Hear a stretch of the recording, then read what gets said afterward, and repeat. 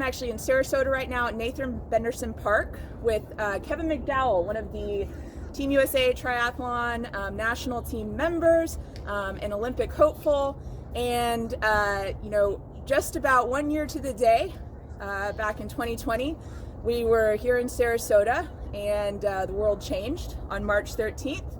And things have been a little bit weird for pro triathletes this year. So Kevin, where were you on March 13th, and what was going through your head after everything that happened? Yeah, so I was down actually in Mooloolaba, Australia, when everything was going down. And so I remember early when we were there, COVID was really starting to take over the news, everything.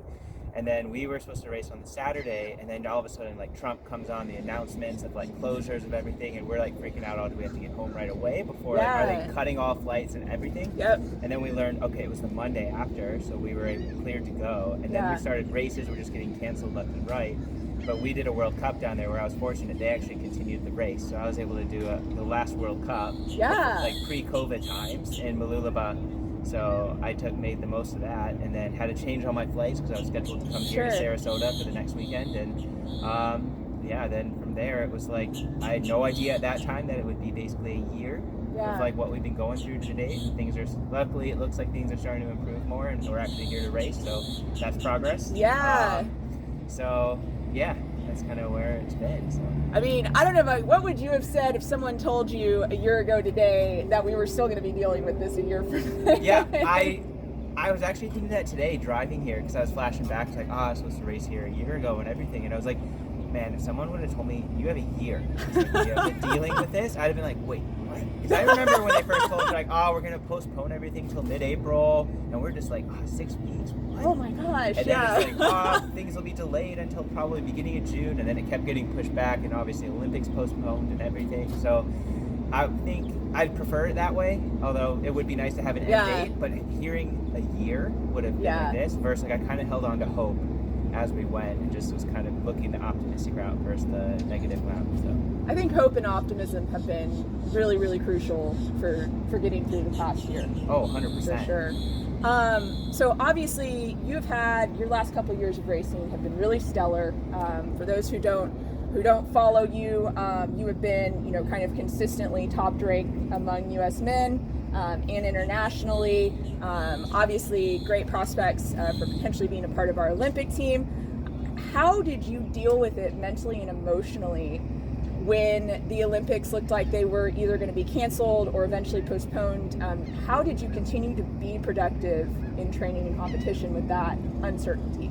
Yeah, there are a couple of things I fall back on. The first is I'm very passionate about the sport. I actually just love to get out the door and swim, bike, run. I think it'd still be a part of me, the ways and the habits of life, even if I wasn't racing at the highest level. Sure. So that at least helped. And then I think there were another thing where it was like, I knew it wasn't canceled, so that gave me hope. Then I'm like, okay, at least it's another year. Who knows what would happen in that next year? But there's at least that sense of like, okay, no, it's not canceled. And I knew I still wanted to continue on the sport. I wasn't an athlete that was like holding on to this fitness and like, oh shoot, every year now later, I'm getting worse. Because I actually had a conversation with my parents probably about a few weeks before COVID had really hit. And I was like, hey guys, like training's been great this winter. I really think I'm going to make this team. I'm in a great position, but you know what? I think better in 2021 the way things are going. So then all of a sudden when the first things got delayed, they called me and they're like, hey, what'd you say? It was like 2021, you're going to be a better athlete, and now you have the chance with the games in that year, so it's another year for it. So I saw it as like actually an opportunity for me, so I made the most of like being able to still train, had mini goals of different training objectives and things, and it helped me a lot just from the history stuff. I'd lacked a lot of consistency that a lot of people at my age have had, so actually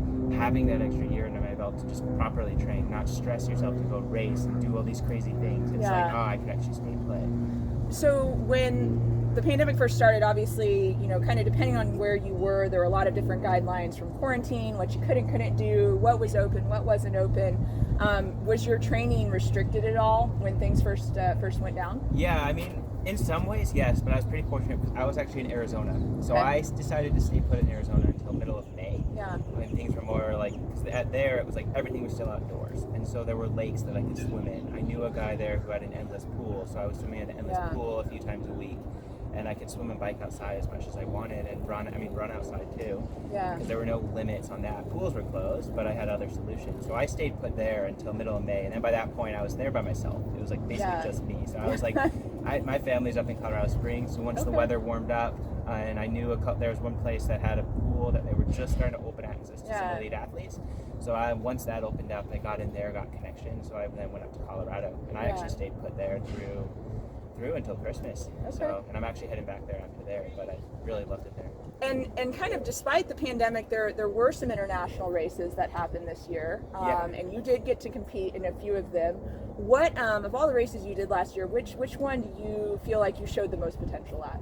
You know, I think there were a few. I mean, Hamburg was definitely a step in the right direction. I mean, it also is nerve-wracking because it was the first race of the year. Everyone was there. The one advantage I had was I raced in March at least. So a lot of people hadn't raced in over a year. So I raced at least in March and had a tracking where I was.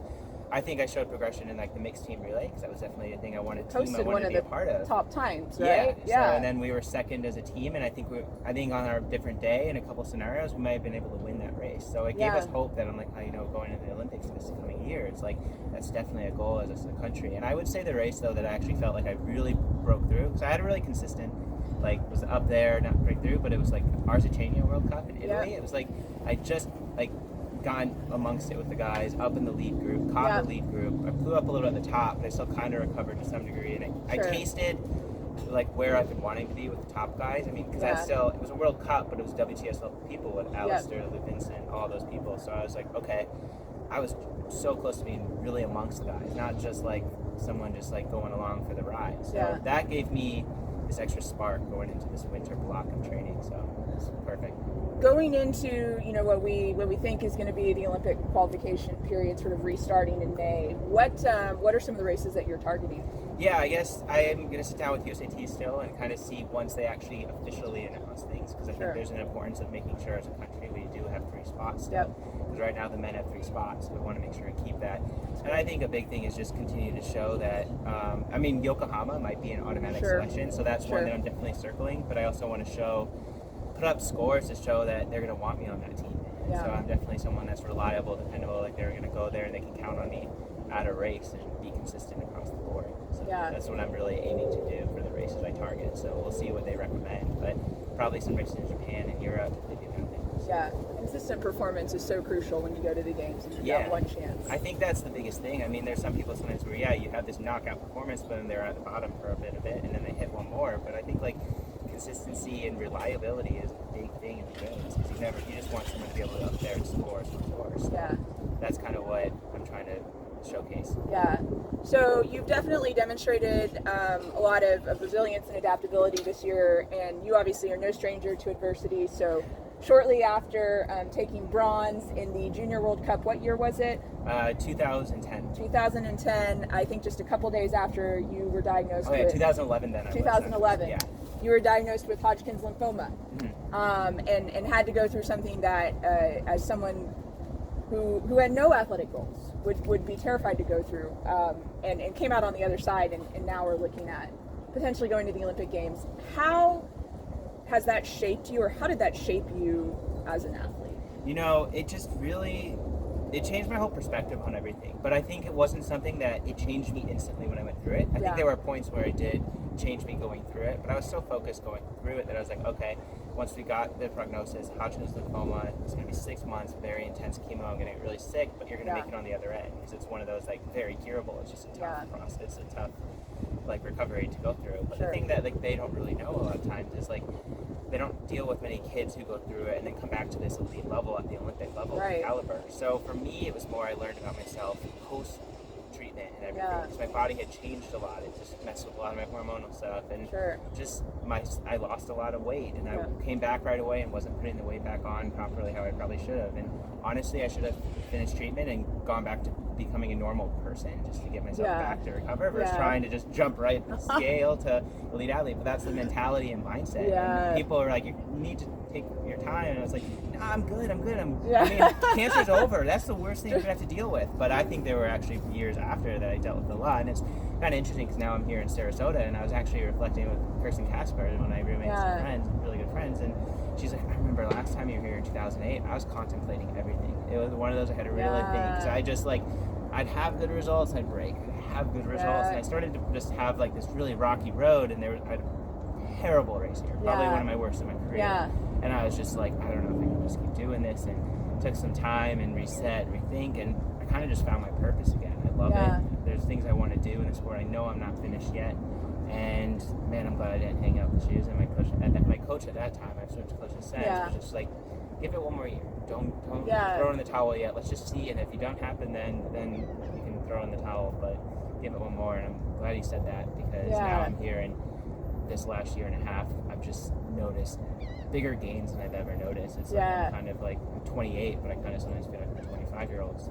So can you tell, we've probably got a lot of triathletes who are going to be watching this. What do you think led to you sort of making that breakthrough in terms of the consistency and sort of getting to that next level? Yeah, I think a couple things. I think I took a step back. I accepted everything I went through. I was so hard on myself through everything. I was like, well, I mean, I'm fortunate I came out the other end of cancer. It didn't take me, and I was able to live. I'm able to still live this life that I definitely had survivor's guilt through it. And I also didn't accept the beating it took in my body. Like, my blood levels are always off. My hormones were off. Like, it was crazy, but that year I actually grew. When I was 26, and 2018, I grew an extra inch. I put 5. Oh my gosh! I know. I put on probably 3 or 4 kilos of muscle. Like, I mean, I just that's crazy. Changed. So I kind of went through my final growth spurt at 26, which isn't so normal. But I just think that's just my body finally adjusted, and then I changed my mindset to just having fun with it again. That young mindset that I used to have when I was a kid, and it was like not get so focused and like I need to be here. This is where I should be. It's like no, accept like I can be there, but not rush it. Because I was like seeing a lot of my peers really start to accelerate. And especially when I was a junior, racing some other people at like the world stage level, and then they were producing these things on the WTS, and I'm like, I was there with them when I was a junior, and obviously I had this life-threatening illness that I had to overcome, and so I just accepted my timeline is different, and I leaned a lot on my family and everyone, so I have a lot of people to thank for that to get me to where I'm at. So. I think that idea of embracing your own timeline and embracing that you need support is so crucial to success in sport. And I think that's one of the big things, because then I was talking with a sports psychologist as well, and like really just I kind of just accepted what I'd been through and accepted help. Because I was always so tough and would bottle things up, and that year I bottled a lot up, and I kind of learned it's like through this year, and I'd say my family has been a huge rock for me, especially over these last few years, and they were all, that's I think how I got through it, COVID so well last year. It's like I finally opened up to my family where I don't bottle things up. I used to always think, I need to be tough, I need to hold things in, but it's like it's okay to vent stuff and say it out. That's what it's for, or else it's gonna get so big and just implode, and then you'll blow up. So I just would vent things early and not think it was like a poor negative thing that was about me. It's like no, everyone needs to do that, and it was actually so much healthier in the end because of that. So as we sort of wrap things up, what would it mean to you to go to the Olympics this year? I mean, it would just be full circle, because like I was one of those kids. I know there's different people, and it's like, but I was one of those kids like I want to be in the Olympics. It's like when I was 5, it's like I want to be in the games. Didn't know what it was going to be. By the time I was 10, learned about triathlon. I've been watching everything. I'm like, this is the sport I want to be in, and I can feel it, like it's coming, and I don't know how I'd explain it. I just think it'd just be a nice storybook ending to like how like everything I've been through, and it just make everything that much more worth it. And I mean, it still is, because I'm still really enjoying the journey right now more than I ever have, but I just like I've got a good feeling going into this year, and I've just got this extra fire. So hopefully I can tell you how that feels in a few months' time. So I hope so too. Well, we will be rooting for you, Kevin. Best of luck on Saturday at your race here, and best of luck starting the Olympic qualification process. To all of you that are listening at home, appreciate you tuning in, and stay tuned for some more procasts coming up later this weekend with para triathletes Grace Norman and Haley Dans. Thanks so much. Thanks, guys.